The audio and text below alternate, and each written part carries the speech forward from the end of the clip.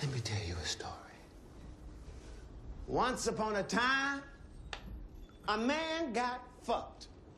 That's the story of black people in America. Shit, you all don't know you black yet. You think you just people. Let me be the first to tell you that you are all black. The moment these Dutch motherfuckers set foot here and decided they white, and you get to be black, and that's the nice name they call you, let me paint a picture of what's waiting for you on the shore. You arrive in America, land of opportunity, milk and honey, and guess what? You all get to be slaves, split up, sold off, and worked to death. The lucky ones get Sunday off to sleep and fuck and make more slaves and all for what? For cotton, indigo, for a fucking purple shirt. The only good news is the tobacco your grandkids are gonna farm for free is gonna give a shitload of these white motherfuckers cancer. And I ain't even started yet. 100 years later, you're fucked. 100 years after that, fucked.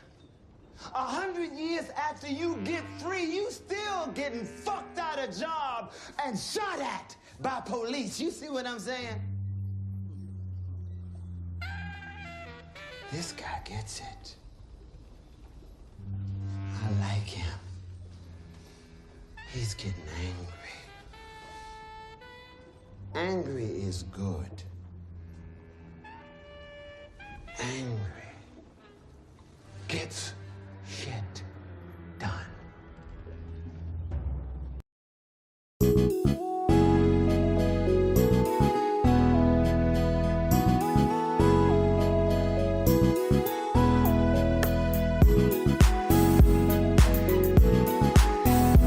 Yo, this Big Illinois 73, host of the Backyard Podcast, Wednesday nights at 7 p.m. Central Time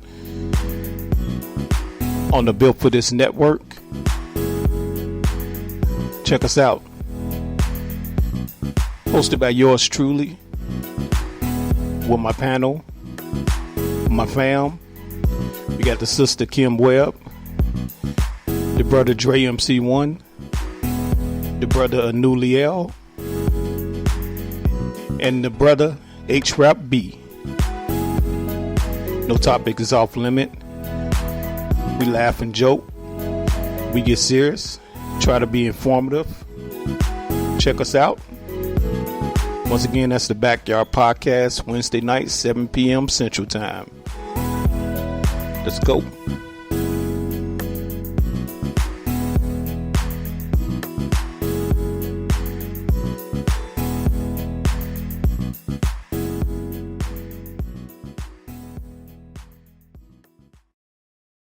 West, y'all. Bang, bang. Throw them W's up. West Side Wednesdays with your boy D Greatest from South Central. Wednesdays at 1 p.m. Eastern Standard Time. X-Cloud Online Radio Network, iHeartRadio, Spotify, TuneIn, Apple Podcasts, Google Podcasts, we got more.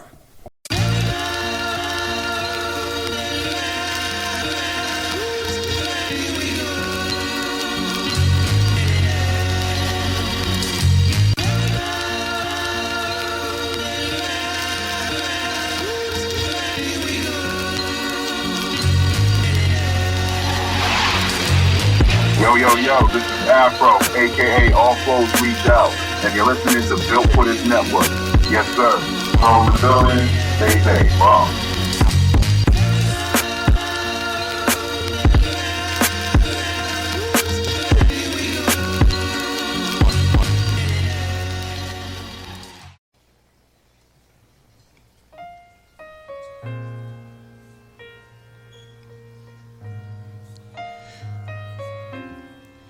Yo, this is Big Illinois 73. I want you to tune in to the Backyard Podcast Music Sessions, Friday nights, 10 p.m. Central Time, on the Built for This network, on the Spreaker.com. Check us out. Hit the like button, subscribe. Peace.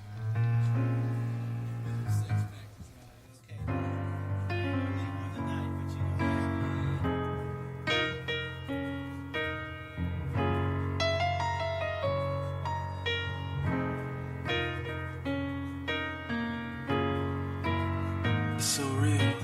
It is real. It is real. It is real. It is real. It is real.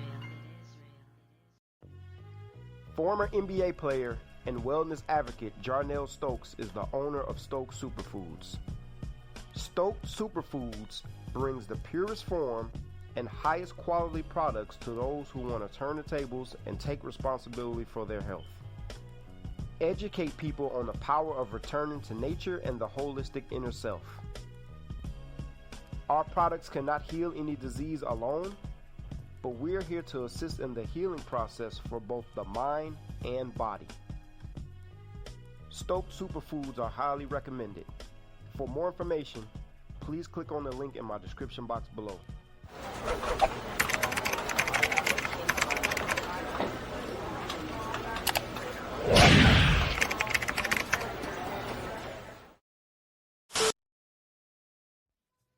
When you think about Black Wall Street, it's always about the massacre, or what they call the Tulsa, Oklahoma riots.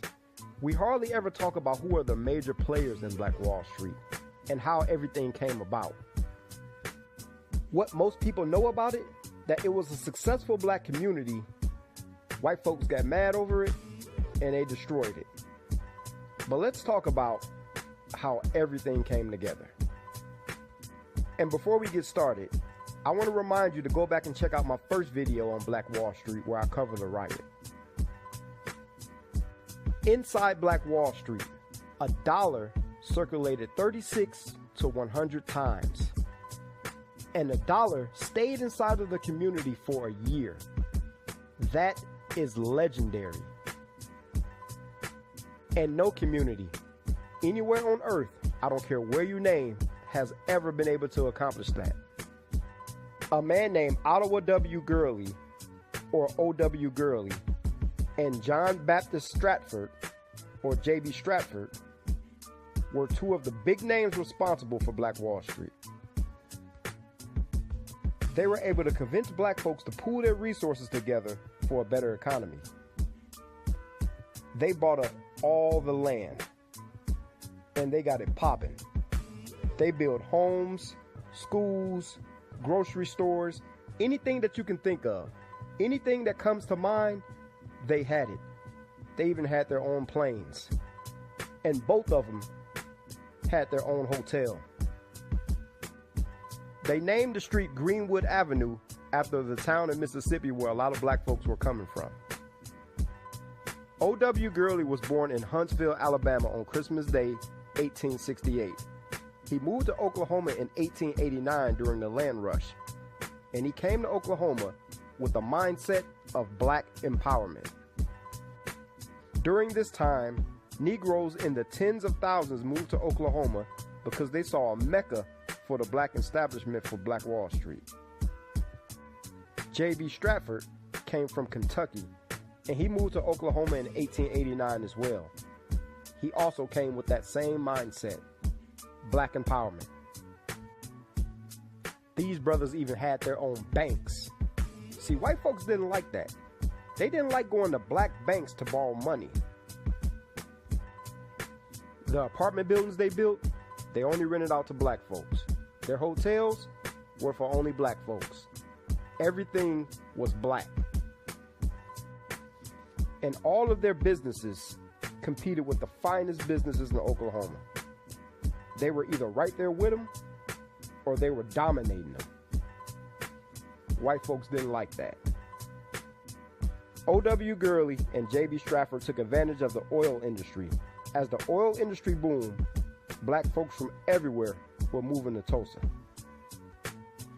In 1914, the Muskogee Skymander newspaper reported O.W. Gurley's net worth to be over $150,000, which is the equivalent of over $3 million today. And J.B. Stratford was his equal. You had people inside of Black Wall Street who were driving the Ford Model T car of that time.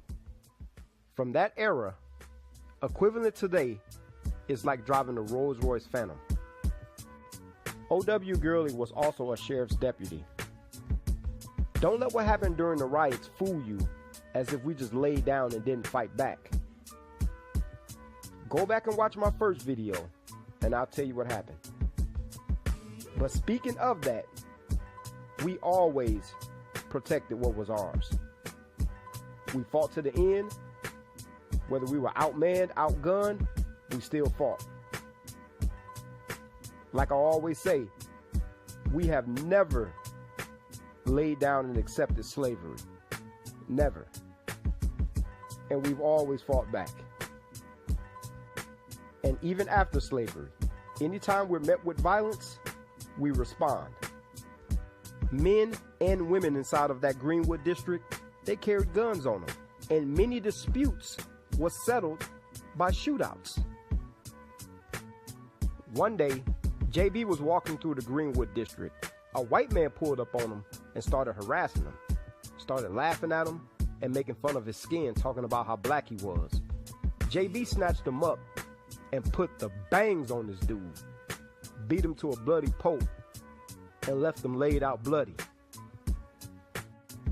We can do this again. It's nothing. We just gotta come together. It's literally just as simple as that. Coming together. If we can get away from this every man for himself mentality and get away from this competitive nature, we can come together and we can have Black Wall Street all over again. We spend $500 million on hair and hair care products. We are the #1 consumers in the seafood industry. We make all these designer brands rich. Did you hear what I said earlier in the video? A dollar circulated 36 to 100 times inside of the community. 36 to 100 times, and stayed inside of the community for a year. Black folks spend more money than some countries even make. Let me say that again. We spend more money than some countries make. It's not that black folks don't have no money. Black folks have bad spending habits. Hey, like your boy said though, give me your grits. Give me your grits. Just give me your grits.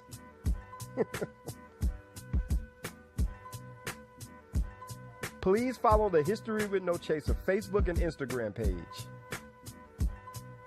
Thanks for watching. Make sure you hit the thumbs up. Make sure you subscribe.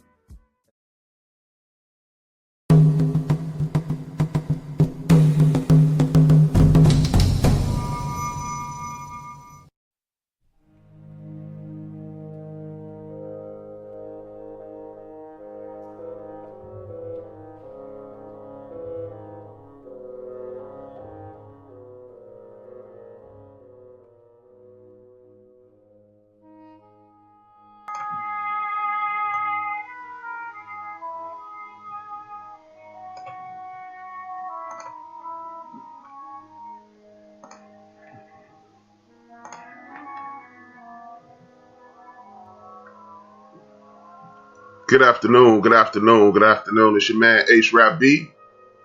This is the End of the Bench podcast. As usual, we are live. I'd like to thank you for tuning in. For those who are new to the program, I send out salutations on a weekly basis to my ancestors. These are the people who put me in the place that I'm in today. So I acknowledge them on a weekly basis. What I like to do is send out to family members who are here and who have transitioned. That is connected to the Whitmore family, the Pollard family, Turner, Battle, Cotton, Harper, Chris, Lansdowne, Liggins, Duncan, and everybody knows, or if you've never listened to the podcast, you know me and my moms, my pops, my sisters, and my brothers. We are the Williams family. We are in the building.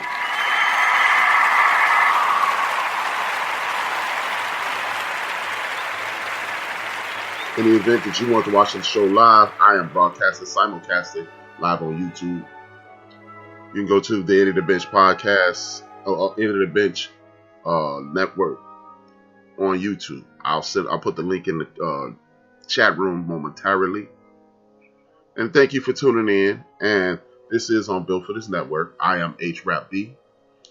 This is a podcast called Build and Destroy, in which I take the time out of my day to have a conversation with you guys about, for nothing else, empowering our community, making our community a better place, making it more palatable for us, discussing and having conversations about what's going on. I think it's important. I truly think it's important. It's necessary. And we are in trying times right now. So basically, if I don't provide the information, me and others, we don't provide the information, who will? I'll just put the link in the chat room. And if you like, I'll continue to send out the link via text as you receive this. Please hit the like button, hit the subscribe button.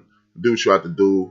Do what you have to do to make sure you have the connection. Always remember, this is a podcast. It is being recorded live. You can go to youtube.com. You can go to Built for This Network on Spreaker.com, iHeartRadio, Podcasts, Box, Deezer, iTunes, and Spotify, or wherever you get your podcast downloaded to. A lot of people enjoy podcasts on different platforms. Whatever platform you're most comfortable with, please go there and download our podcast, as well as the entire Built for This Network family. But as of right now, we are live and direct. We are putting ourselves in the best possible situation so we can be successful. And that's what I'm going to do with Build and Destroy. Now, we've had an interesting week, to say the least. We're looking at anarchy. At the end of the day, we are looking at anarchy. We're looking at a situation to whereas we have watched this, what Dr. Greg Carr likes to call a settler project called the United States of America. We are watching it crumble, fall apart at the seams. We are looking at history in the making, so to speak. You have a United States federal government that is being, people are attempting to overthrow the government. And a lot of people are upset. I consistently heard my brothers and sisters make statements like, hey man, if this was us, they would. If you've ever had a doubt in your mind about this being two Americas today, so Guru, do you tomorrow, as a role model? and last week, you will always understand that we are definitely living in two separate Americas. A lot of people have denied that fact for years and decades and months. Oh, we don't live in two Americas. You guys are overreacting. We don't live in two Americas. What do you mean by that? Why do you always have to make it about race? Can't we just get along? And we literally watched two Americas unfold in front of us. There's no way to get around it. There's no way to say, there's no way in the history of the world you could deny it now. A lot of things have gone on in the United States of America that could be questioned. There is no question in this. You're looking at a situation where the president of the United States, in my personal opinion, should be held for treason or sedition at the least. These are crimes against the United States of America. Nobody's saying anything. I'm watching news programs, and what really bothers me about these news programs and outlets is this. Most people in the United States of America don't understand that these attacks on America happened in more than just D.C. You heard about the United States Federal Building, the Capitol Building in D.C., where the Senate and Congress sit, and you were like, hey, man, I've never seen anything like this. But guess what? Had you been to New Mexico, you'd have saw the same thing. Because simultaneously it was happening in New Mexico. Simultaneously it was happening in Oregon. Simultaneously it was happening in South Carolina, Wisconsin. How about this? It even happened in Sacramento, California, the capital of that state as well. So why is this such an amazing phenomenon? Why is the media, who's complicit in this, the United States media, ABC, NBC, Fox, and all these people, they knew what was going on. They knew that this was happening. you had Donald Trump, the president of the United States, announce that, hey man, people going, basically we're going to tear this joint up if I don't get my way. A government official inciting a riot against the United States federal government is treason. But you've rarely heard the terms treason. What I like to call this point in history is COVID-16-19. Because 1619 is the date, it's the fictitious date that white America likes to pretend, or people like to pretend. This is when the whole thing started in slavery and enslaving Africans and things of that nature. But it started way before 1619. That's the sad part. It started far before 1619. So that's why I call it COVID-16-19, just to put a nice bow on it. Why is it that the mainstream media is not promoting that these attacks happen throughout the United States of America? Why is it people are pretending that these things don't happen? Why has it been so difficult for people to understand that we live in separate Americas? That's all I'm trying to understand. Why is it some crime against reality to know exactly what's going on, right? Why is that even a conversation?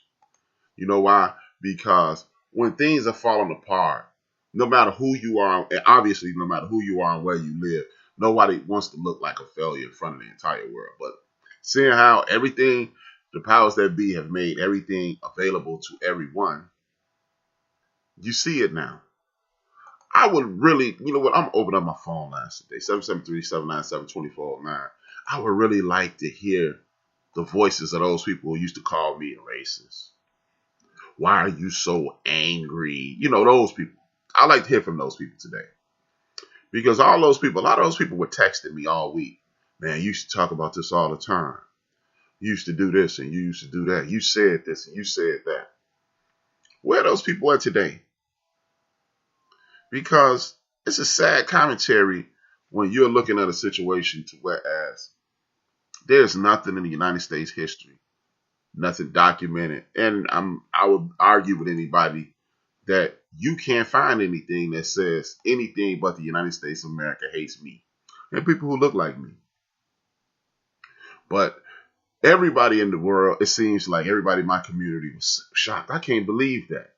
You know what really bothered me more than even the insurrection that was going on, the terrorist attack that was going on the capitals throughout the United States of America? When I heard, our house on fire, boss.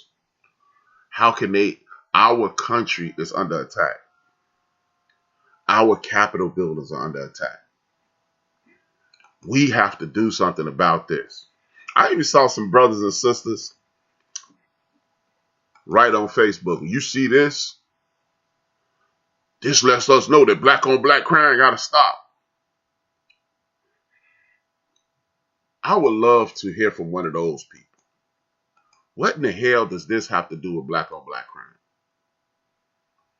It wasn't even but 3 or 4 brothers and sisters there. But somehow, some way, you put yourself in a situation to fix your mouth to talk about the problems that you perceive in our community. How does that work? How in the hell does that work? Please explain to me how you got to the point that a bunch of white supremacists and, by the way, there were some elected officials there as well, stormed the Capitol because they didn't want their way. They didn't get their way. According to them, we took the law they took the law in their own hands to save the republic. But taking the law in your own hands, as far as I knew, I'm not an attorney, I'm not a legal scholar, anything of that nature. But as far as I always knew, taking the law into your own hands meant you were breaking the law. I'm gonna say that again. Taking the law in your own hands means you're breaking the law, because that's why you have the police, correct? The police, those dudes who shoot on black folks, murder black women and things of that nature. But somehow, some way, very few people who stormed the Capitol building throughout the country were hurt. Last I heard, it was 4. 4 people one of them. 4 people were murdered or killed in this insurrection. But you don't hear people talking about the situation that's going on, the problems that we have. We keep talking about they have to do something about this. Whoa, we have to do better. When, my brothers and sisters, has it ever been a we? That's all I want to know. When did we show up at this party? Because you know what? We have never shown up anywhere else. You know when we show up, when it's time to fight. Like that situation, that's a fight. Those people instigated a fight. A war, and then it's we. And then the Olympics, and it's we. Or something good that happens, it's we. Good, benefiting the entire country that comes from my community, it's a we. When it's anything else, time to divvy up land, divvy up property, it's the bootstraps, right? I thought we was grabbing the bootstraps. We're not grabbing the bootstraps anymore. We're not doing the bootstrap thing anymore. Because this looked like a problem between white men. White men don't want to accept that. Guess what? As I stated on Being for BS3 network the other day, white men don't want to accept that. It is the end of the world as you know it. See, everybody loves to quote the Bible and quote Revelations, and they half-ass quote it, and they end up in situations whereas they're speaking about things that they know zero about, right? But here's something I do know about. It is the end of the world as you know it. And that means there are dozens and hundreds of people who don't have anything to lose besides control. And they attack the government of the United States of America. That is a undeniable fact. And you got Americans from my community still talking about we and us and they, how can they do this to us? And what are we going to do? But where's that we? Like I had a friend recently who she used to tell everybody she was a feminist. Oh, I'm part of the feminist movement. I was like, no, you part of our movement. And she actually stopped talking to me because she wanted to deny that, she wanted to maintain this feminist thing. I would have liked to ask her when Sandra Bland was killed, where were those feminists? You can't raise your voice at a woman these days without a white woman without the feminist being there. But Sandra Bland was killed. Nothing. Remember that young lady in Texas where a cop slammed her to the ground and sat on her back? Where were the feminists at? Guess what? Tamir Rice, young man that was killed within 5 seconds of the police arriving. Y'all remember that? He has a mother. The feminist movement is supposed to stick up for mothers, for women. Mothers are women. Where were they? Trayvon Martin, where were the feminists? So when you do all this lip professing about being a feminist, where are they when you need them the most? That's all I want to know. That's all I'm trying to figure out. Where are the feminists when the sisters need the help? And she didn't want to hear that. And I'm just asking, that's a question that I have for anybody who professes anything that doesn't benefit them. I'm down with this. Well, where are they when you need them? Nobody talks about that. Nobody acknowledges the fact that we sitting around sticking up, we having fights, and people leave us to our devices. And when it's time for them to fight, they're looking for help. They're looking for assistance. They're looking for us to join the fight. They're looking for us to lead the way.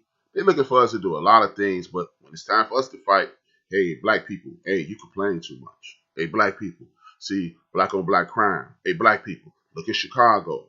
Hey, black people, how can you expect help and you're not helping each other? They give us all these excuses. And then you get people talking about us and we. Our Capitol building, our country. We need to do better. We need to unite. We need to put ourselves in a situation in which we are doing better.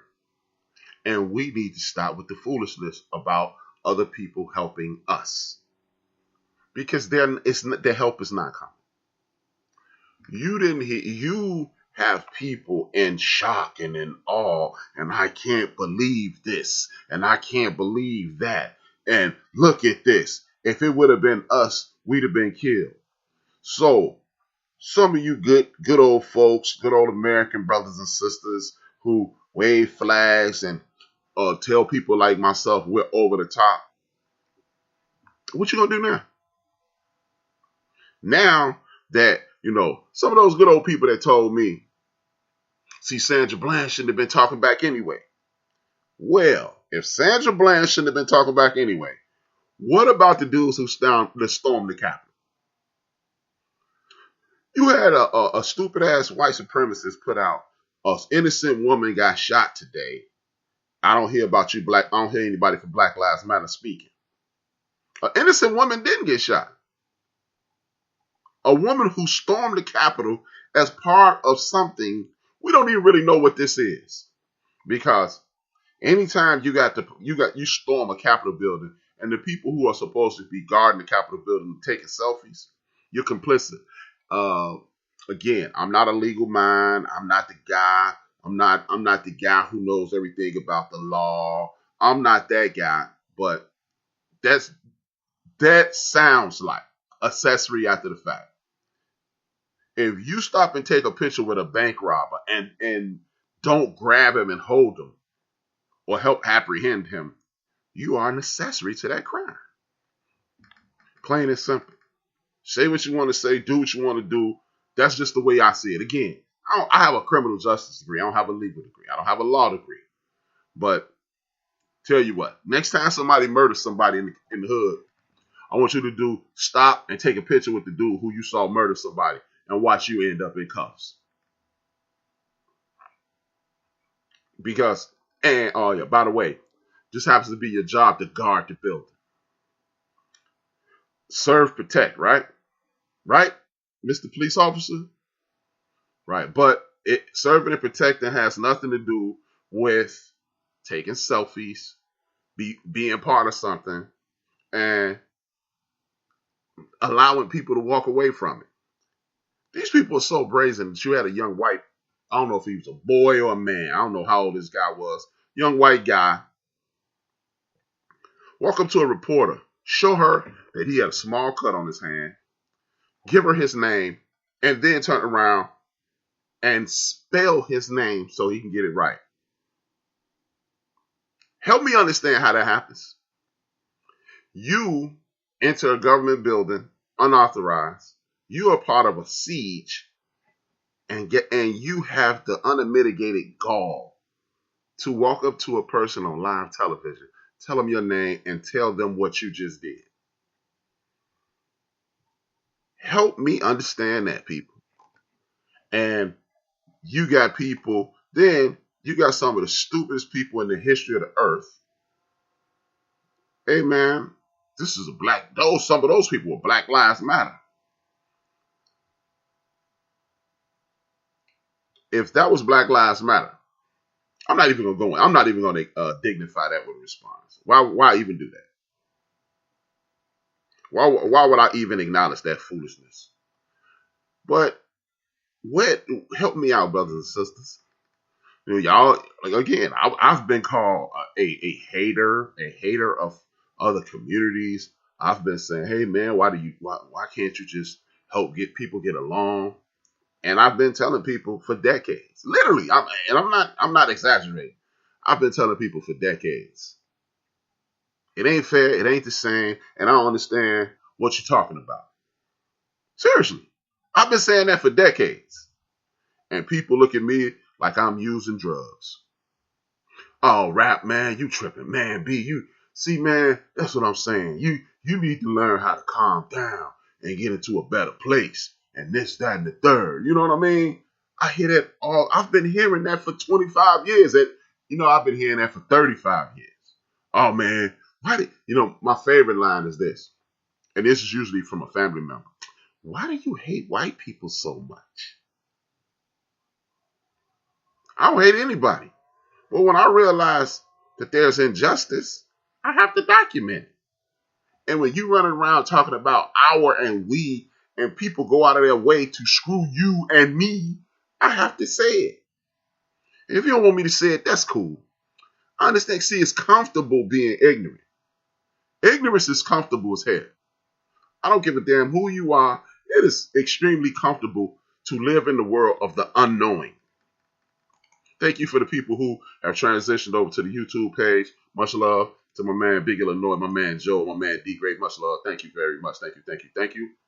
Please hit that subscribe button. Please hit that like button. Much love.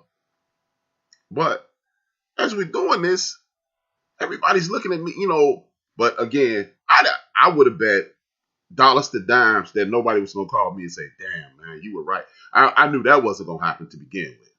Trust and believe. I knew that wasn't going to happen. You're going to have people saying that. No, this is not going to happen. I won't, oh man, now it's my moment. No, and I'm not waiting for things to fall apart. I'm not asking for things to fall apart. I'm not an anarchist. But where's the safe at now? A lot of people do things for safety. And they believe in things. And there's nothing wrong with believing in it. But what you gonna do now?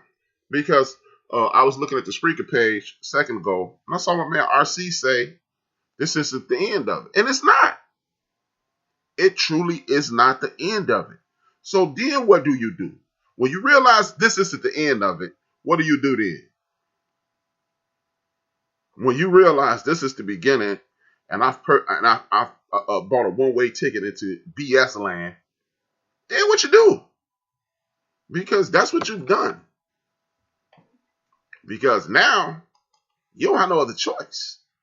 You don't have any other choice but to buy into the reality of this situation. The reality of the situation is this. We all we got. Because you've been shown without a doubt that there are two Americas. So you can either attempt to get it fit into one and work things out, or you can live in the one that you live in and make it as comfortable as possible. But I don't think you can get real comfortable in this America. I don't think you can be real comfortable in this America. Because this America consistently tells people to jump in the lake. Seriously. And I'm being nice about it.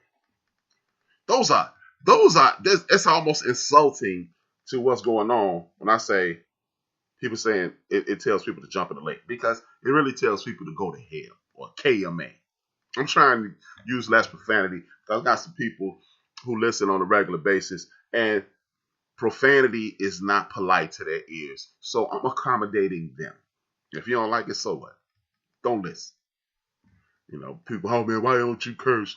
Because these are the same people that like to quote people like Malcolm X and Kwame Ture, and aka Stokely Carmichael. If you don't know, he changed his name, Kwame to Kwame Ture. And well, the Revolutionary Brothers said this. Well, Malcolm X said the people who use profanity is because they have a limited vocabulary. So you argue with Malcolm X. Now that's your hero, right? You argue with him. And if you are, who gives a damn? No problem. It is what it is. You're going to do what you're going to do. But at the end of the day, it is two Americas. There's no denying it now. So you can be comfortable as you like to be, and you can tell people and listen to that foolishness if you want to. But guess what? You are going to be tripping when the rest of this foolishness come down. That's all I have to say. You are going to be shocked to no end when the rest of this BS comes down. Because there is no denying a group of people who, look, okay, this is how you make it real for people who don't want to believe the reality of certain situations. Y'all know it was people walking around with buttons. And it is a button that has, what is it called? An acronym on it. And the acronym is for 6 million was not enough. When you're walking around with an acronym that stated 6 million people died in World War II at the hands of a tyrannical dictator was not enough. Is that enough for you to believe it's not two Americas? Or now you're going to try to join up with those people. See, again, this our sister, our ancestor, the great sister Harriet Tubman, she said it. I could have freed more people if they'd have realized they were slaves. See, that's a cool thing to say. That's cool as hell to say, right? Cause who you go? Harriet Tubman. You can't argue with her because you respect her, right? You can argue with HRap because he just a loudmouth ass dude on Spree. But you can't argue with Harriet Tubman. You won't argue with Harriet Tubman, thank God. And she ain't here to argue with you back, but then you are in a situation to whereas you dealing now. You dealing with this foolishness. You dealing with this madness. And now how you gonna deny it now? I can't wait to have the conversation.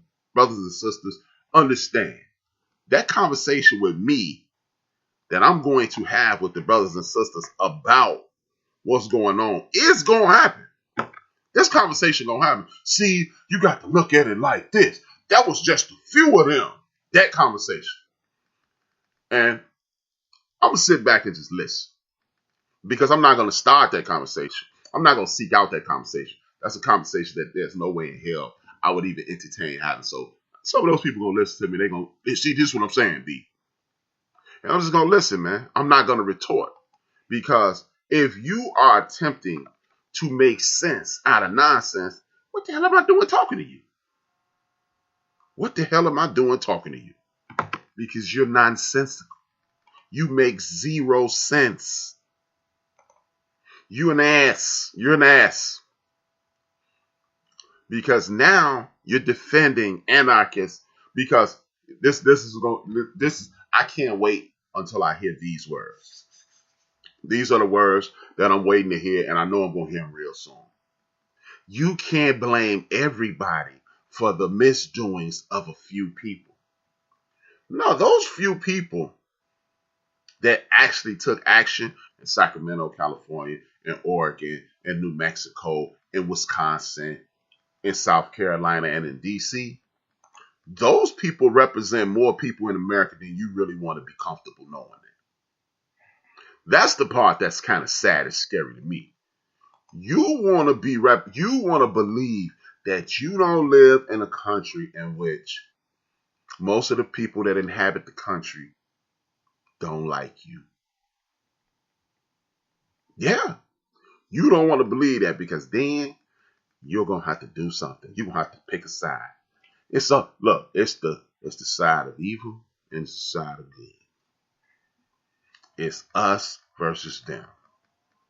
And if you heard the beginning of the Get Down, you already know what it is. Oh man, it's always race. No, it ain't. It's not. It's really not. I don't make the rules. I just read them. I just read the instructions. You know, we're gonna play a game. We're gonna play a game of chess. We can play the game of chess, but don't get mad at me when the bishop can only move this way and the knight can move this way. I'm just playing. I'm just telling you how to move the pieces. Oh man, these people. See, that's not everybody. Well, as I've said for years and years and years, if you allow someone to damage someone else and you stand there and watch it, you might as well damage them yourself. Seriously. Like, would you let somebody, if you saw somebody raping a young lady, would you just stand there and go, man, bro, that's hard? You wouldn't.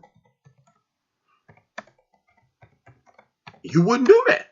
You would not do that. You wouldn't stand there and watch somebody rape somebody. So why in the hell are we standing around? Why are people who are not part of our community, why are they standing around watching people do damage to us? And why is it that we need to convince people all the time?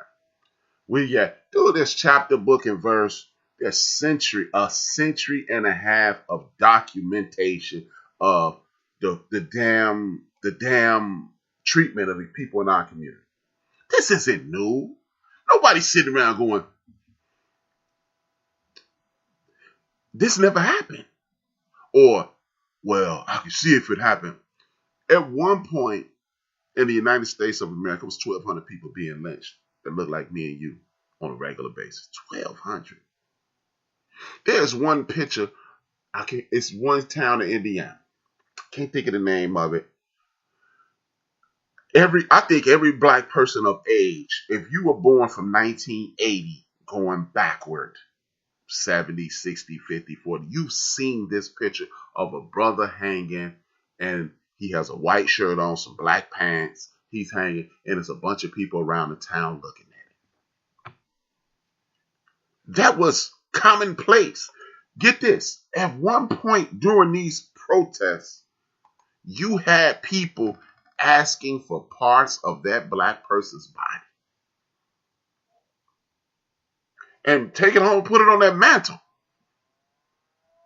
See, I've said it before, and I'm going to continue to say it. You want to consistently confuse your cool friends from other cultures as the entire culture. But at the same time, you never hear people from other cultures go, that's just that one black dude. If you go outside and carjack somebody, people gonna blame all black people. And then okay, another thing, when you talk about violence, it's always attached to us. When me and Big Illinois was on his show, I think it was about 6 months ago. A bunch of people got shot one weekend. And I showed Big Illinois, you see all these shootings all over the city. And see, Chicago is an insanely segregated city. It's like the South almost. When you're in Chicago, you know where you are in accordance to what your culture is. If it's a bunch of people that look like me congregating, you're on a certain part of the South Side, a certain part of the West Side, and other cultures have their communities as well. But the thing that trips me out about this entire get down is this. This get down trips me out because you are looking at a situation to whereas people don't really care about the facts. And me and Big Illinois show people, hey man, this. And the first thing out of Chicagoans' mouth was, man, brothers need to get their act together. Brothers need to get their act together. And me and Big Illinois proceeded to show them that these shootings were all over the city. And when you're looking at shootings and you look at shootings in certain parts of Chicago, there are very few people that look like me and Big Illinois in that part of town. And people just went, damn. And the sad part is, people will continue to regurgitate those facts and deal with them as such. Like, wow, blah, blah, blah, blah. And yeah, man. Wow. This is us. And then they'll go, well, black on black crime needs to stop. Just like I told y'all earlier this week, you had people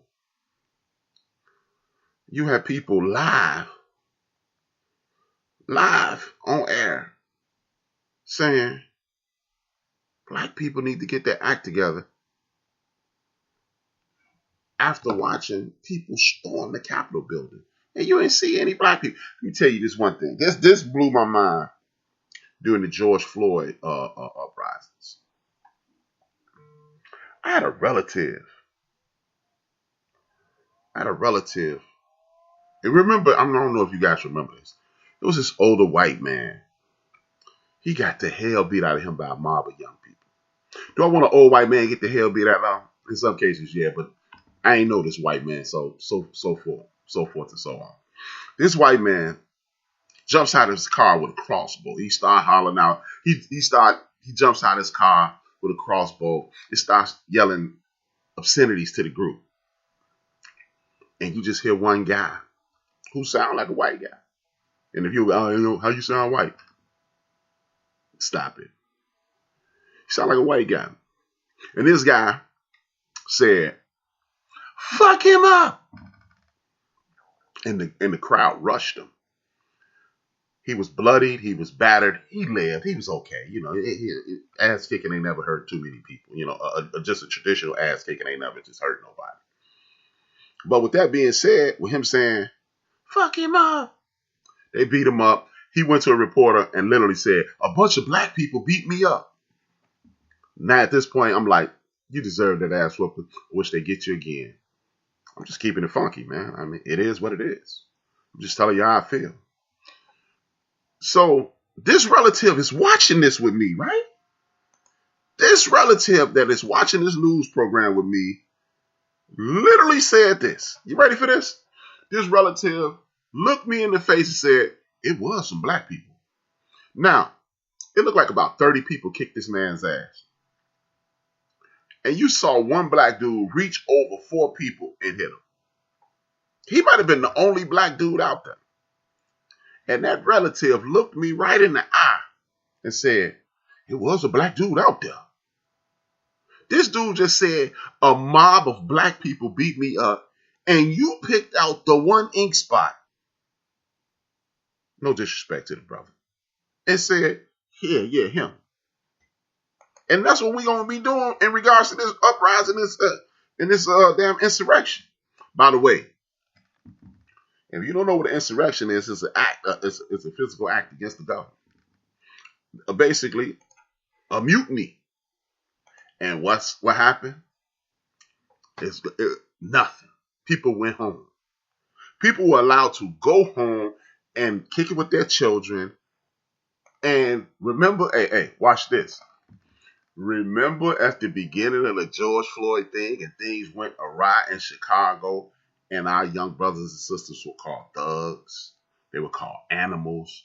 They were called miscreants. They would call any adjective they could think of to bring it to your attention that young black people were out of control.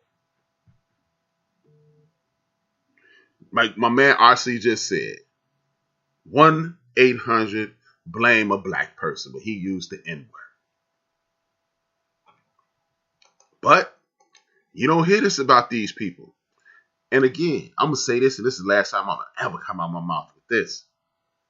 Those were Black Lives Matter people. You know what? I'm not big into just firing off on people like that. But I don't know if I could have not hit that person in the face if they would have said that to me. I don't understand why we are not angry. I'm not going to do this whole situation, this black on black crime thing. Oh, brothers need to stop hurting each other, and brothers this and brothers that. I don't understand that. I'm not going to do that. You tune into the wrong program if you think I'm going to kick somebody in my community in the head. But what I will say is this. There's a couple other things happened that day too.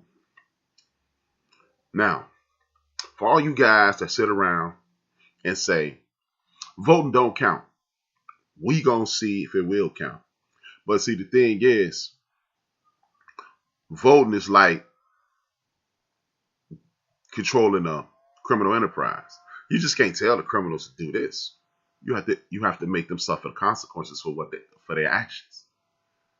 You have to make them do what they're supposed to do in order to be successful. We just hired 2 new senators in the United States of America. The United States of America just hired 2 new senators. The state of Georgia just hired 2 new senators. What is it that we are looking for? The power has to be shown immediately. See, what Brother Barack Obama blew it at, how he blew it was this. He tried to reach across the aisle and not treat losers like losers. When you lose a race, the winner controls everything. The current president shows you that. This what you're doing? Okay, cool. That's what you're doing. We're going to do it that way. Okay, cool. We're going to do it that way. But if we're not doing it my way, it's not going to get done. Or it's going to either be done by force or by choice. The John Lewis Voting Act bill needs to be passed within the first 100 days of this dude's presidency. See, we're always fighting. See, this is when we'll know if Vice President Harris, the President Biden on our side. And this is the telltale to if we're going to vote for you again. You got 100 days. You got 100 days after the 20th. 100 days, not 101. Because you ran on the premise of the Voting Rights Act. John Lewis, rest in peace. Ancestor John Lewis transition. My main man on the good trouble situation. Then you got people who were running on the anti-lynching law or anti-lynching bill that Vice President Harris and Cory Booker he co-signed. That needs to be done within the first 100 days. Some other stuff, because these are the things like get rid of some of these stringent federal voting laws, registration laws, this gerrymandering and things of that nature. You need to get this stuff in order within the first 100 days. Like, it's this dude, y'all might not even understand who he is. His name is Eric Garland. He's going to be the Attorney General. This is the weakest selection of an Attorney General in regards to our community you can have. This is a dude who was not anti-ass whooping for the brothers and the sisters. Meaning, when you look at Eric Garland, he was not speaking against the police as he should have been. This same dude that Barack Obama wanted to put on the Supreme Court never made it. Make him that. Put him there. Because it's this sister that get his spot in the district court and the federal court in D.C. And when you're in the federal court in D.C., that's usually you make a left turn right down Pennsylvania Avenue, and next thing you know, you're on the Supreme Court. But see, these are the things that instead of watching this insurrection, we need to be watching. Something else, when you get in office, Eric Garland, you need to be using those same surveillance techniques and those same tools and news media techniques, facial recognition techniques. I see you don't work on the brothers that well, but you work on the others very well. You need to get all that information, gather up those dudes and those ladies, and charge them with federal crimes. They need to no cop-outs, because you know what? When you do a cop-out, you showed the entire world that these people are in charge of the country as well. So if they don't do these things, see, this is when the rubber meets the road, so to speak. This is when the rubber meets the road, and if you're not down with us, you're against us. Either you're on our side or you're not. See, I don't want to hear anything about, they were misguided, misunderstood, miss my ass, miss me with that BS. I don't want to hear none of that. I don't want to hear any of that. Because when you stop giving people excuses, because guess what? My brothers and sisters who just get out of jail yesterday for crimes they committed in the 90s for drug trafficking, I ain't hear no slack for them. And I'm not going to go into the drug laws thing, because guess what? There's a lot of people that ask for it. But nobody asked for these people to storm these buildings. These are federal buildings. They are under attack. And guess what? War of 1812 was the last time somebody put the government under attack like this. So if you're not willing to take care of those people like that, you attack the government, you go to jail for a long time. Jeff Ford, guy from my city, created a community organization called the Black Peace Stone Nation. They morphed into the El Ruckers. He's been convicted for a treasonous act. He got 75 years for it. 75 years. Now, the act that he was accused of was attempting to work with Libyan terrorists and shoot a plane out of the sky. So they should get 75 years. But if you attack a federal building, you complicit in the death of one former U.S. Air Force person or current Air Force person, which, if nothing else, had she lived, I think she needs to be thrown under the jail, because you know better. You know better. You know better. And see, these are the things that we need to focus on when we're looking at these things. We can get angry, or we can organize. As the brother said, we consistently organize throughout the country. Watts, Los Angeles, Liberty City, Florida, Peoria, Illinois, Wilmington, South Carolina. It's cities all over the United States of America in which we had these Black Wall Streets. See, this is where we need to be putting our focus at, because you just saw, no matter what you do, no matter how much hey, I'm buying in, I'm down for the cause, all that nonsense, they not down with that. They're not up with it. This is the wake-up call that they spoke about in the Boondocks. This is that one wake-up call that everybody in the Boondocks, what that brother young Riley spoke about in the Boondocks. I understand that the Boondocks is a fictional TV show that's not real, but it is satire. And my man Riley said it's a wake-up call, and this is exactly what we have, a wake-up call. Because while we sit around and pretend that everything is fair and everything is hunky-dory, it's not. It's not.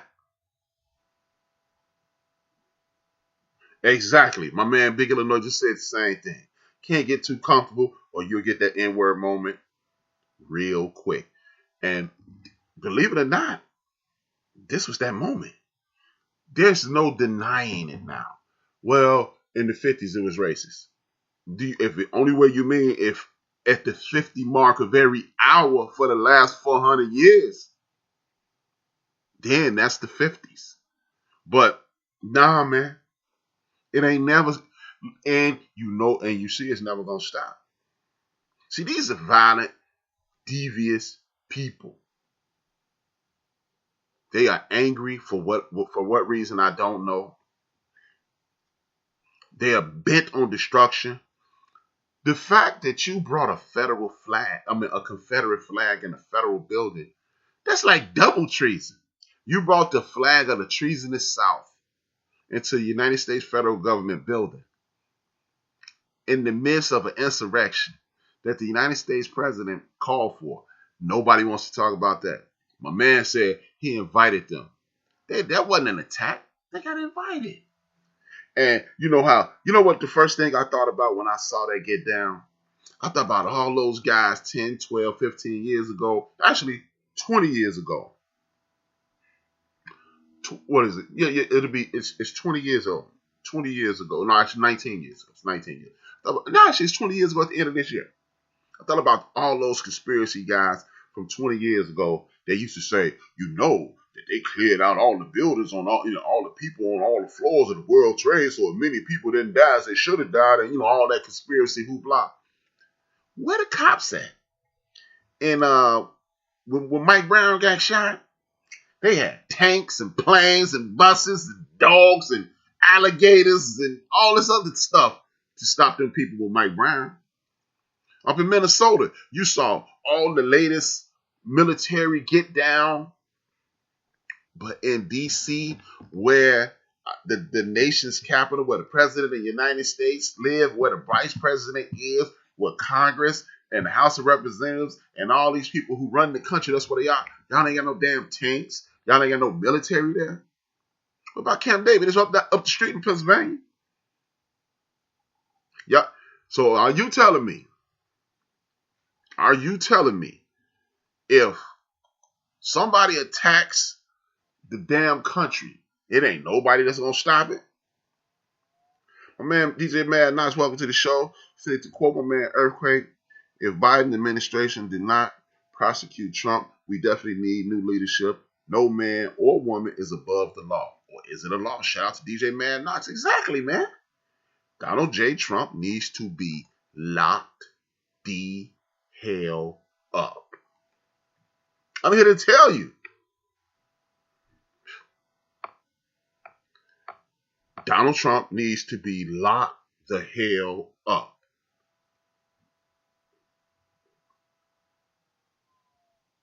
Period. Point blank. That's it. That's all. Because he caused this. He caused this. The president of the great United States of America. He started this, man. He did this. You can't get away with it, man. But, hey, it's fair. It's even. It's all that. That's crazy. It's not fair because we saw hundreds of. They locked up a damn reporter in Minnesota, son. They locked up a reporter in Minnesota. He was clearly standing up with the CNN people. They locked his ass clean up. Thank y'all for tuning in on the YouTube section of this. Please hit the subscribe buttons. Please hit the like. Thank you very much. Thumbs up, rather. On YouTube, it's thumbs up. And if you're still on Spreaker, hit the like button. Share with your social media, whether it be Facebook or Instagram. Thank you. Facebook or Twitter. Thank you very much. And then the bigger slap in the face is this. Twitter and Facebook and Instagram shuts down Donald Trump's feed. 4 years later, are you kidding me? Are you kidding me? 4 years later. This dude has been talking about hate speech. You got him attacking veterans. It's this girl. I'm not going to say Willie. This girl named Willie I graduated with. She a Trump supporter. I think either she's active duty military or ex-military. Donald Trump took up for the military. Yeah, this dude made fun of John McCain. This dude made fun of special needs people. This dude said bang their head he told them bang the head of protesters on the police car as you arrest them. This dude has been disrespectful to just about every single person on the planet if you're not rich and white. If you're not rich and white, he don't like you. But now, this dude retweeted somebody hollering out white power. Do y'all understand how ridiculous Twitter is for that? And if you don't, I'm going to tell you. It's ridiculous simply because I said somebody need to be slapped. I said, man, he need to be slapped. They suspended my Twitter account for an hour. I don't have millions of people following me. A couple thousand. I said he should be slapped. And they was like, get your black ass out of here. Yeah, he's inciting violence. Fuck told me I need to be slapped, Sam? That person needs to be slapped. Thank you for tuning in on the YouTube broadcast, Rhonda. Much love, much appreciated. But Donald Trump, with all his hate speech, there was good people on both sides. When a woman gets run over by a car, if anybody gets killed, it ain't good people on both sides. The people on the side of the people who killing people, running them over, those are not good people. If you down with somebody dying, gender has nothing to do with it. If the person would have run over a dog, you wrong. If you just go, hey, I'm running over a dog. Why? Because he a dog. You are wrong, blankety blank. Starts with M, ends with A. So the people who are sitting around trying to blame this on everybody but their own white nationalist people, you are outside of your damn mind. Point blank, period. You are outside of your damn mind. Some rich I said, hey, Knox.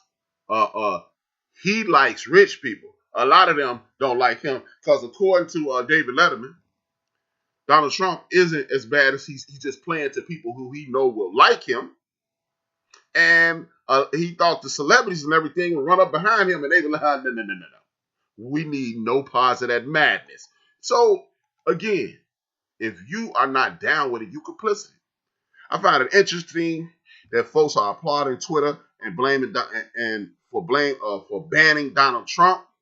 I don't take much away from the courage.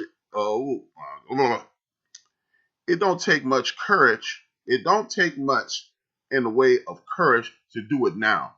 When the Charlottesville thing happened, when he liked the white power, when he and countless other comments were that were ridiculous. Well, where was Twitter? Exactly. I know I sound like an idiot, but my screen is dirty and I can't hardly read what my man RC wrote. I believe it's real convenient to do it now. He's no longer useful to them and used to them, and he's on his way out. Basically, my man RC, I poorly read. I read it like a damn reread. Shout out to me being a doofus. Sit your ass down.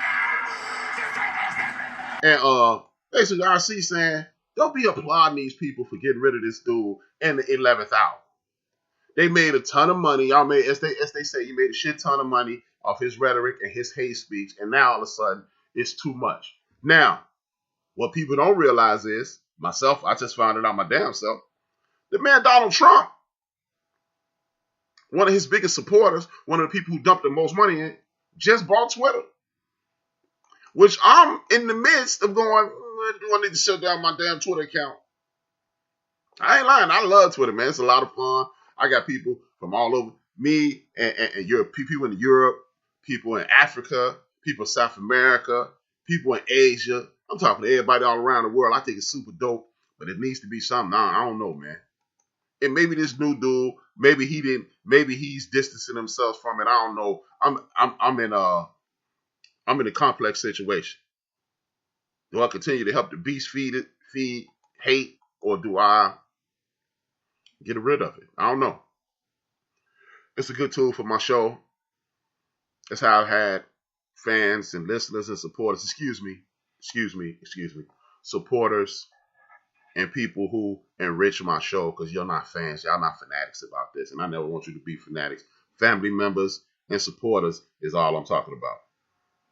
Sister Rhonda said it was a knee-jerk reaction. Yeah, you trying to make yourself look good. You trying to make yourself look good. People have found out you bought it. People know you're a Trump supporter, and now you want to get rid of your homeboy. Nah, man. They should have shut that down 4 years ago. Because guess what? Right here on this broadcast, I'm live on YouTube right now. Live on Spreaker.com right now. In the event that I say something about hating LGBTQ, hating, destroying anybody of any culture on the United States, on the face of the earth, you won't be able to see this video anymore. This is a sister giving out health aids. I was watching her earlier today. She get a health trip. She ended up talking about the male anatomy. She's like, I can't say this because they'll flag me. What? She's talking about heart disease. And she was scared to say penis. She'd be like, hey, if you don't want to, you got to keep your heart health together. If you want your penis to work right, I got to make sure I say the right things or they're going to cut me off. Really, son? Really?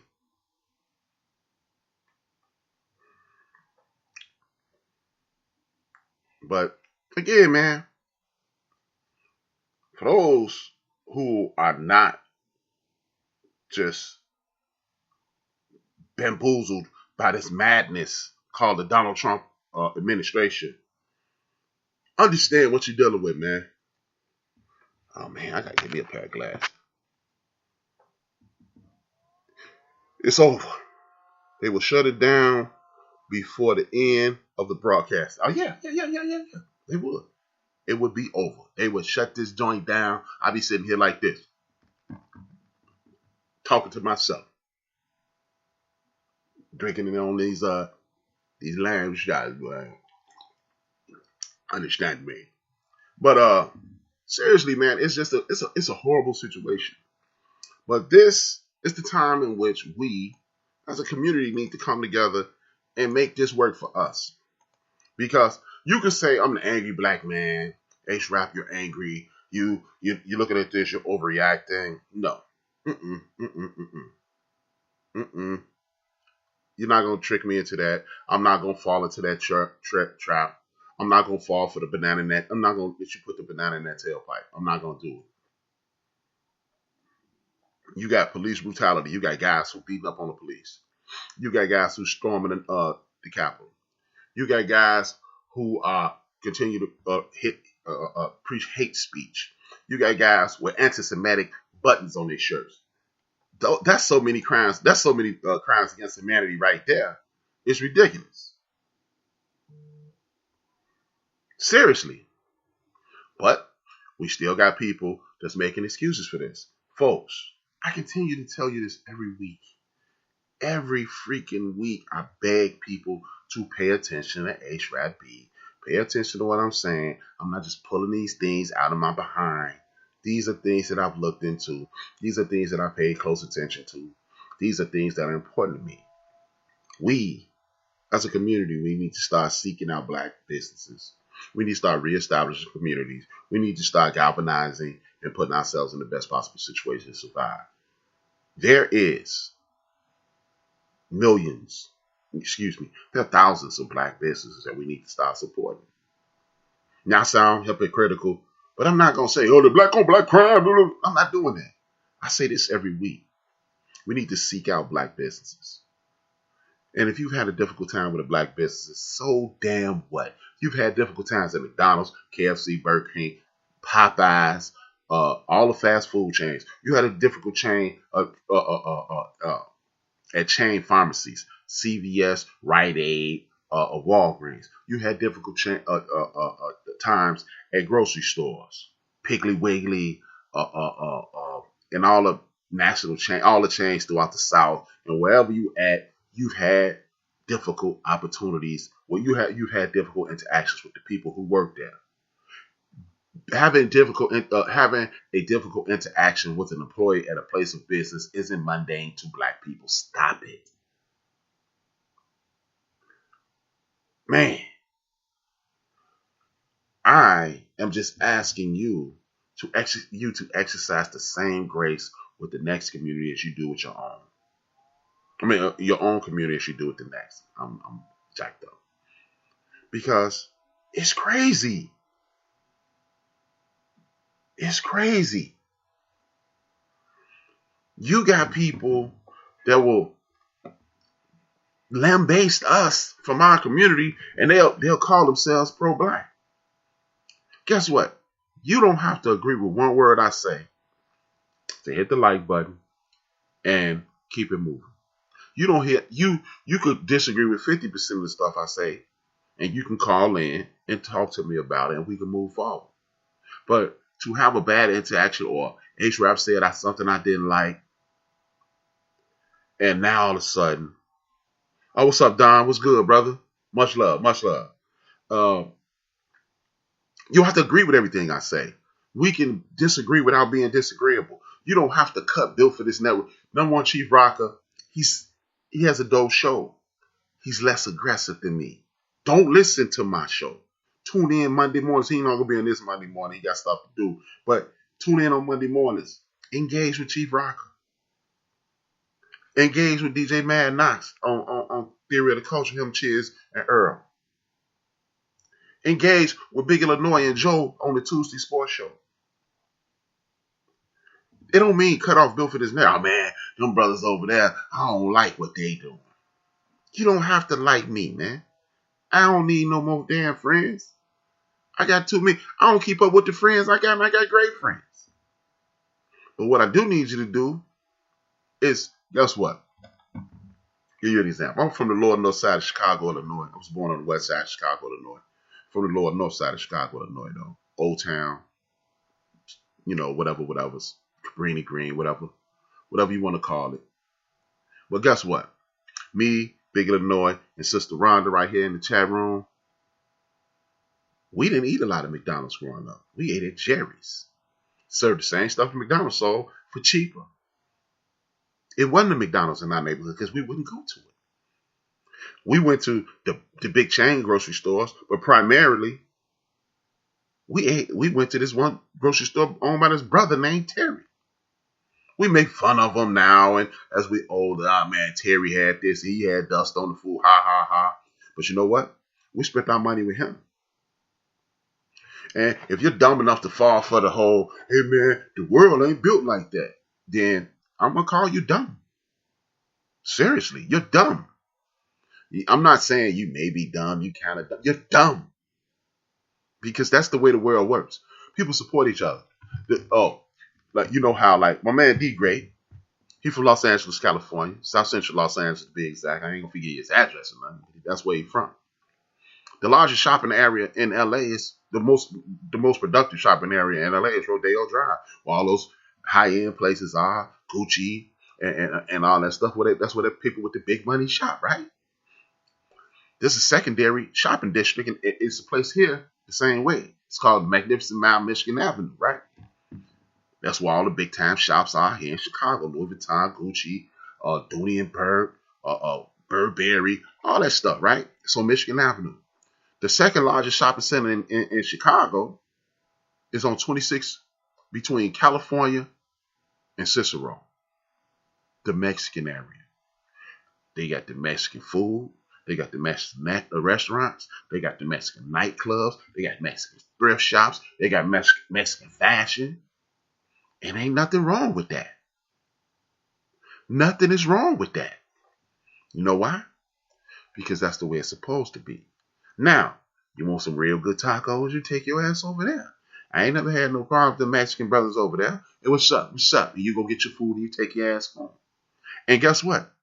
Every once in a while, I'm over here on Madison Avenue between Larrabee and Central. They call it L-Town. And it's this place called MacArthur's there. Soul food. I'm going in there and I see some of the Mexican brothers in there. They ain't over there every day, but they go in there and get some good food. So if you build up your get down, then you ain't got to worry about all this. Oh man, they ain't doing enough for the brothers. Because ain't nobody gonna ever do enough for the brothers. Nobody ever's gonna do enough for the brothers. But the brothers and the sisters. I request two things from y'all. I'm not at the end of this. Don't even think it's over. Nope. I got a big ass mouth. But I want y'all to reach out to this thing called Black Love. It's on Facebook. It's my man, Mike Shabazz. He's a member of the NOI. And he has this thing called Black Love. And it's for positive people. I talked to a sister from the UK last night. Sister Carrie On is from Jamaica. It's brothers on there from Florida, Oklahoma, Ohio, all over the country. Sisters from all over the country. What he's trying to do is build a community of positive people from our community. So we don't have to, like if you in LA and D-Great doing something, D-Great a DJ, he might be, like he said, he want to open up a little club or something. If you want to go have a good time, you're going out to the Gudio. Or he might, my girl Low Key, she feed the homeless. So if you want to go help feed the homeless, you want to do something charitable, then you go help Low Key. I know you're on vacation, but it might despair, it might hit you. Or you go to, if RC in there, if RC might have something going on, he might open up, RC spoke about opening up a corner store. If you want to relax, you're in the midst of visiting Minnesota, 10,000 Bay, some of those casinos up there, the Mall of America, whatever you want to do up there. You might want to stop off, and I know I don't want to give y'all, he live in Duluth though. If you find yourself in Duluth and you want a couple snacks, stop by RC store. See, this is what we have to do. Because at the top of the show, I did this thing about Black Wall Street.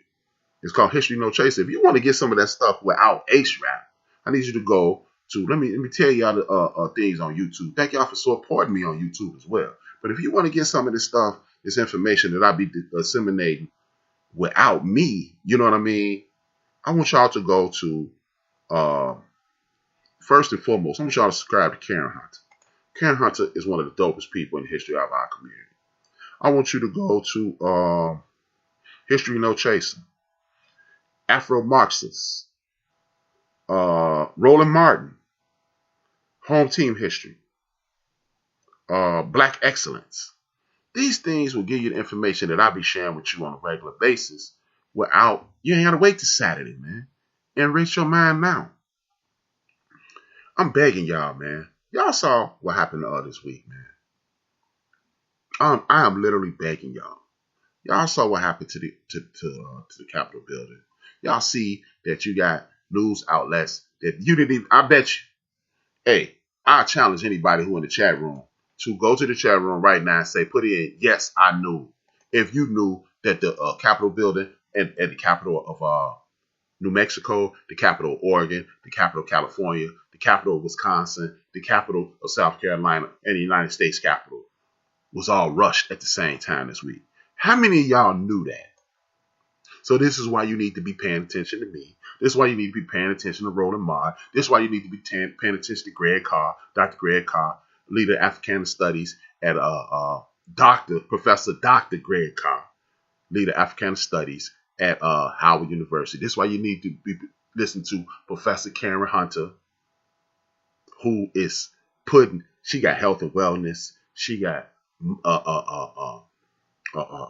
finance. She got Thrive Thursday. She doing something every day of the week to enhance you. Then she turning you on to other people like Laree Favors, Laura Coates, Joe Madison. She's putting people on. Ida Rodriguez. Follow these people, man, because look, we got to create spaces for us. And if we're not creating spaces for us, we will not be successful. We will not be successful. And if you don't fall for this nonsense, the world, like I hear people all the time. And the good thing is, it might sound like a bad thing, but the good thing is I'm tired. I'm tired. I used to be a arguing, debating, fussing, cussing dude, but I'm tired now.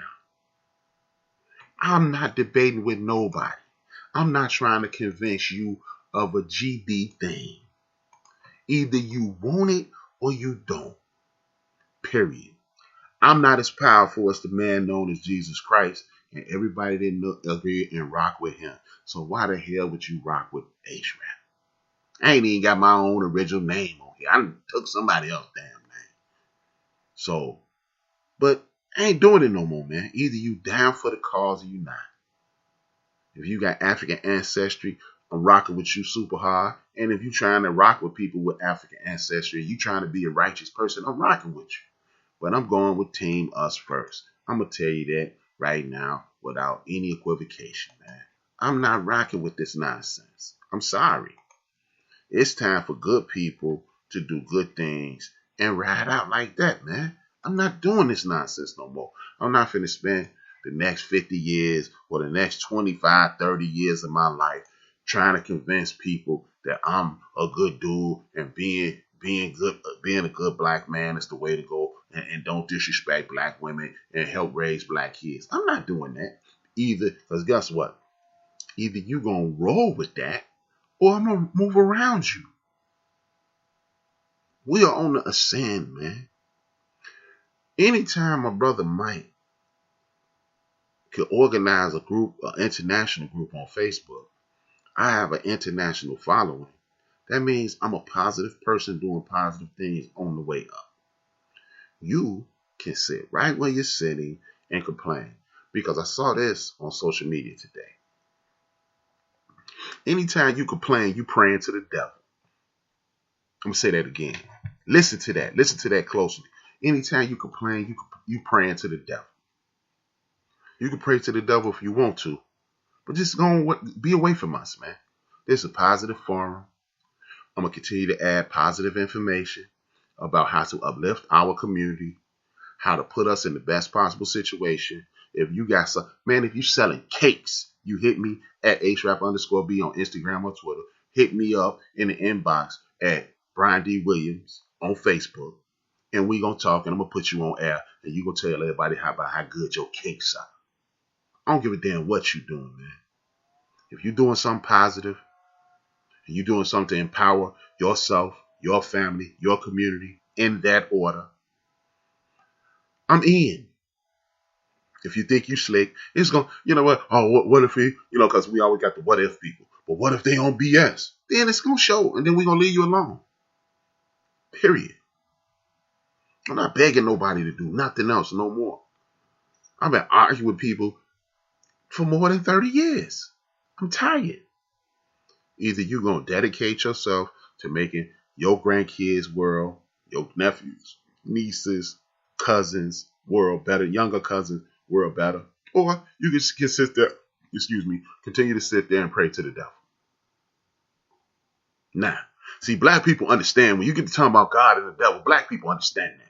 Sometimes we be ignoring, I could sit here and quote Malcolm X and quote Dr. King and quote Kwame Ture and Bobby Seals and all these other great, Dr. Henry Clark and all these great people, Carter G. Woodson, Dr. Greg Carr. I could sit here and blah, blah, blah, and use words this long, so long that if I had the thing that translates for me, shout out to Deacon Dale, if I had a thing that translates for me, it wouldn't even fit across the thing. But you know what? Occam's razor. The simplest way to resolve a problem is usually the way you go with. My folks identify with good and evil. Either you sign up for this good, or we're gonna leave you like you evil. And I'm not convincing you of anything. I'm not gonna convince you of one, that I'm a good guy. I'm not gonna convince you of two things, that I'm doing my best to give you as much truth as I can. I'm not gonna convince you of I'm here to help as in any way, shape, form, or fashion that I can. I'm not convincing you of any of that. You're gonna hear me say the same kinds of things every week, and you're gonna hear me be consistent, and you're gonna watch me become a millionaire. And please don't get on when you see I'm shining. I'm not, if you a newcomer and I'm shining already, you in. But if I've been seeing your name here and you ain't trying to support none of it, you ain't trying to support D Great, you ain't trying to support Girly Girl, you ain't trying to MCDE, DJ Lady J and all that crew, you ain't trying to support them, you ain't trying to support my man Mad Knox, you ain't trying to support Mooka D tomorrow morning, you ain't trying to support Big Illinois, Chief Rock, and all my rest of my Built for This Network family. When we bubble, you gonna be left behind. See, that's another thing that we always do. We always try to wait for somebody to be on and then want to support. Oh yeah, I was listening back when you was sitting there in that empty room in your house. Nah. Yeah, when you was listening. I actually had a homeboy do this to me recently. Yeah, man, I listened to the show. Oh man, which one? And I thought, because he the homie, I thought he was keeping it funky with me. What show did you listen to? Didn't know I had 3. I don't remember. Was I by myself or was I with someone?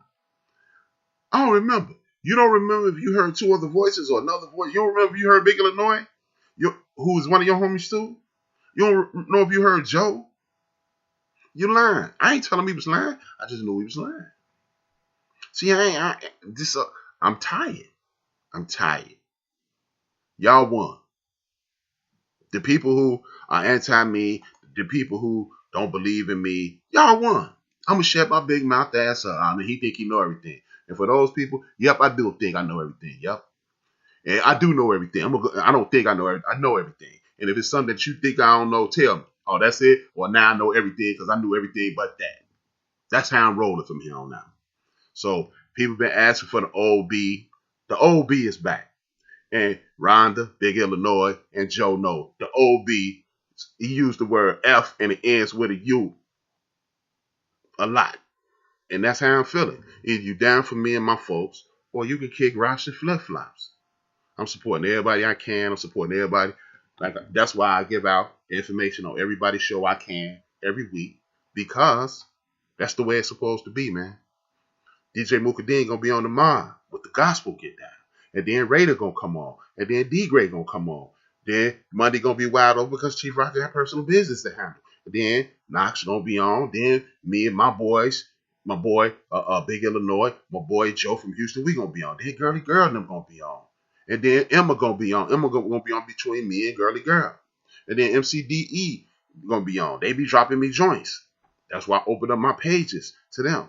Brothers gonna work it out. That's why I open up my page to Build and Destroy. That's why the page is open on the end of the bench.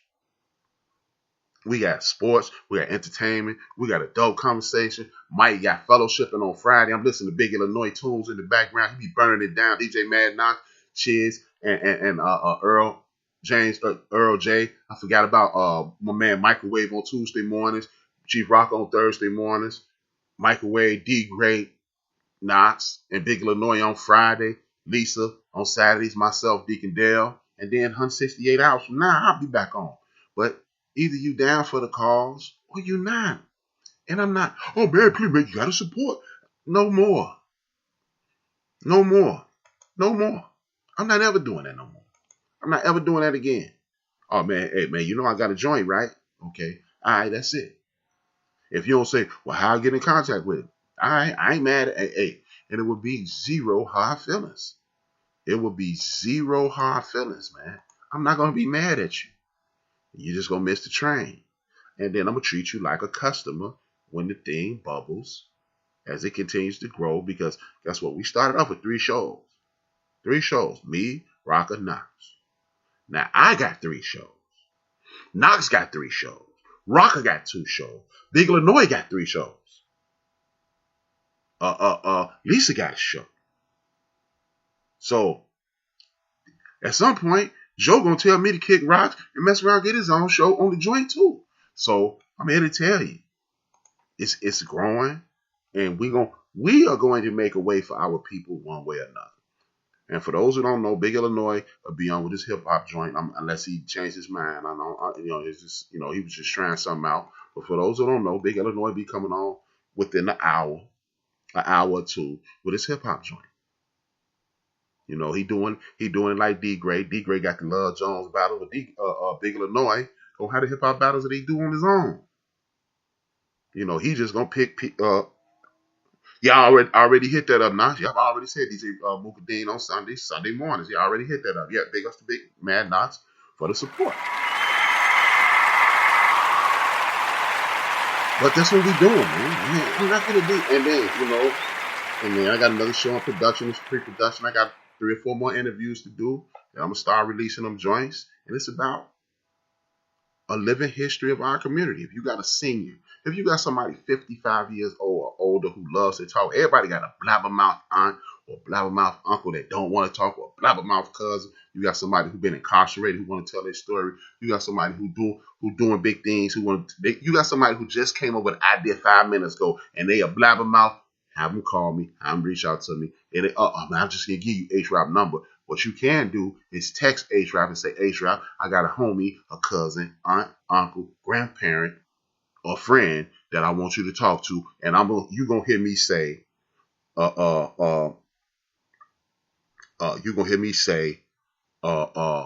cool, give him my phone number and we're gonna talk. Because what we're gonna do here on Built for This Network, on YouTube, what we're gonna do here is this. We are going to let everybody in the history of the world that we can get in contact with tell their story. That story is